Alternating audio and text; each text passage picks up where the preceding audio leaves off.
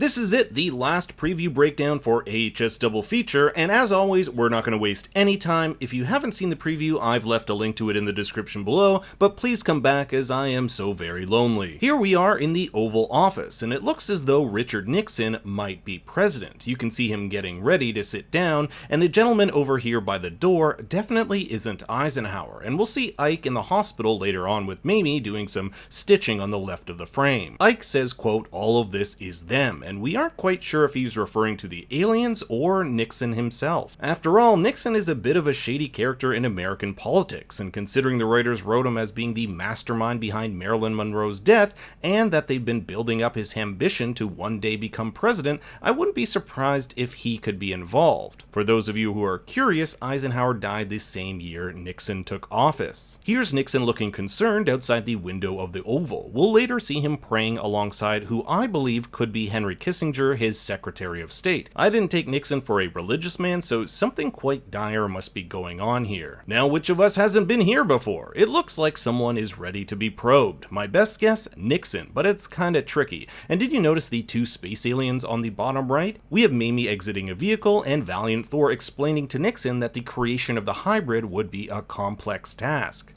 What's to keep him from talking and revealing everything? Mamie has been one of the biggest champions of not letting the news of the aliens out. Remember, she always wanted Ike to sign that treaty with the aliens from day one. We don't really know who she's talking to here. This is Area 51, and we get some previously seen footage like Amelia Earhart's x-rays, surgical instruments, and the opening of the alien cadaver. Not sure if they just put this in here to pad the preview, or if we'll be revisiting some of these plot lines. Here's someone getting out of a car at Area 51. I wonder if this guy's driving Mamie from the previous shot. Jamie says, "What a pathetic race we turned out to be," which is probably the only thing she's said so far this season that's made any sense. More reused footage until we come across this. Here we see some armed guards infiltrating what I think is Area 51, judging by the shape indentations in the wall. Valiant Thor projects that the very first functioning hybrid to be ready around 2021, and it immediately cuts to a shot of Kendall's ultrasound from episode 8. Is this hinting that Kendall's child will be the first functioning hybrid? We have this guard here wearing a full-on protective mask. Not sure if that's because they're hiding his or her identity, or that it's just part of the getup. Jamie and Kendall are startled, and you can make out the reflection of a flashing red light on the right, suggesting that someone or something has broken into Area 51,